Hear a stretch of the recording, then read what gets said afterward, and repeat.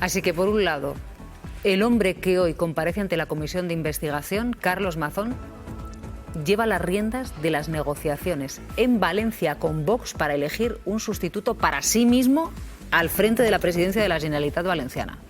Punto número uno. Punto número dos, Pablo, es que claro, si hay un acuerdo entre Partido Popular y Vox en la Comunidad Valenciana, puede ponerle las cosas muy difíciles al Partido Popular en Extremadura porque en un mes precisamente se bate el cobre con Vox en las urnas. Vale, esto es muy interesante. Ahora vamos a tener como fecha límite el miércoles para que oficialmente María de los Llanos, que es la presidenta de las Corts Valencianas, que es de Vox, comunique oficialmente al rey cuál es el candidato que van a proponer para una sesión de investidura. Sobre las mayorías no hay ningún tipo de duda porque tiene que ser mayoría absoluta. No existe la opción de que pudiera salir por mayoría simple, es decir, tiene que haber el voto afirmativo de PP y Vox. Una vez ya se ha comunicado dicho candidato antes del miércoles, es la presidenta de las Corts la que fija la fecha de la investidura. ¿Vale? Esto es muy importante. ¿Por qué? Porque es Vox quien controla el calendario. Ellos son los que van a establecer cuándo quieren que tenga lugar dicha sesión plenaria y, por lo tanto, ¿cuál será el interés? Pues probablemente tampoco tener mucha prisa en que esto sea algo fácil. Y también nos dará una pista interesante, que es que en función de lo pronto o lo tarde que la pongan, también sabremos lo avanzadas o no que están las negociaciones. Lógicamente, y esto lo hacen siempre, cualquier candidato sabe que como normalmente la presidencia es de su mismo partido, hombre, si tú no tienes muy claro que vas a tener los apoyos, te lo pones más atrás, para tener más tiempo para negociar. Entonces esto ya nos va a dar una pista para saber cuántas son los elementos que ha puesto Vox encima de la mesa que el Partido Popular está dispuesto a aceptar. Y empezaremos ya a conocer cuáles son las medidas sustantivas. Yo entiendo que obviamente a Vox le interesa intentar contaminar todo lo posible la precampaña de las elecciones extremeñas, que ya está en curso, por cierto, y por lo tanto que no creo que tenga demasiada prisa.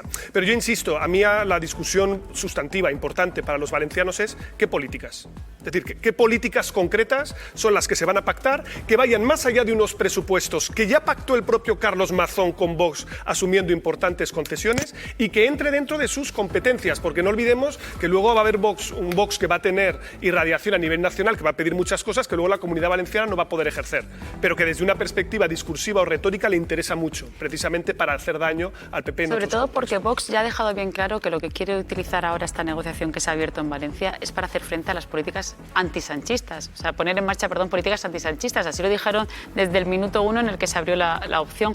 Abascal, los de Abascal son conscientes del momento que es en auge que tienen y de la oportunidad que se le ha brindado en Valencia de volver a renegociar.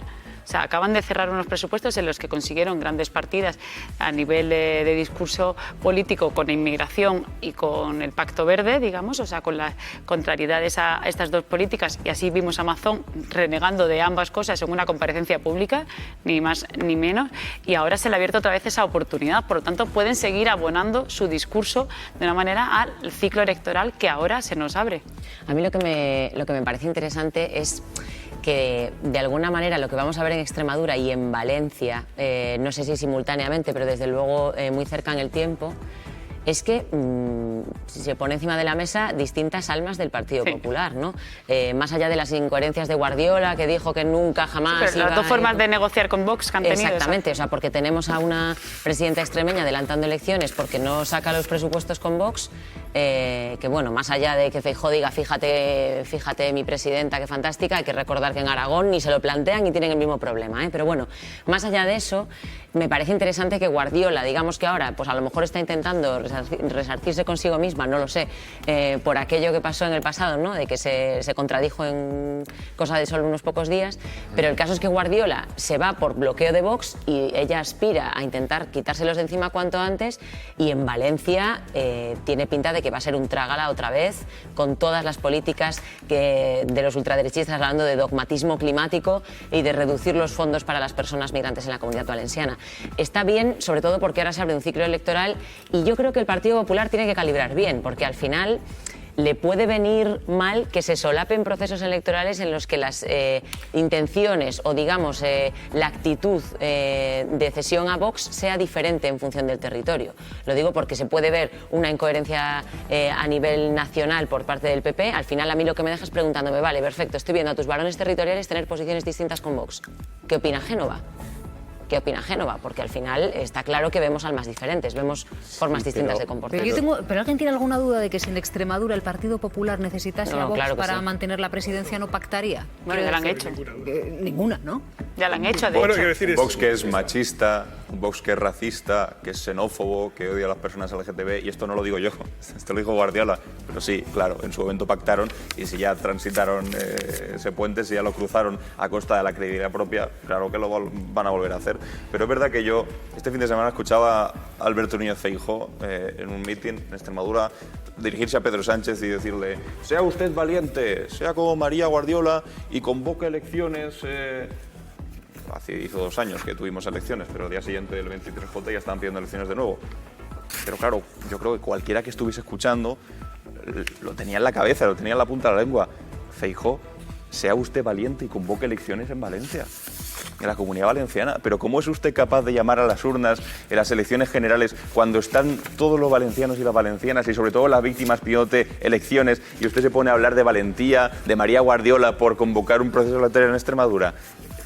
Es que yo de verdad creo que a veces hacen discursos que no sé si se preparan ellos o unos asesores poco preparados, que piensan que se quedan encapsulados simplemente en su espacio electoral de gente que les aplaude muy fuerte y que el resto no los escuchamos. Pero es que es sangrante. Convoca elecciones mientras están secuestrando la posibilidad de los valencianos y valencianas que hablen para sustituir al sinvergüenza de Mazón al número 2 del sinvergüenza de Mazón mientras lo mantienen aforado. Es que es alucinante.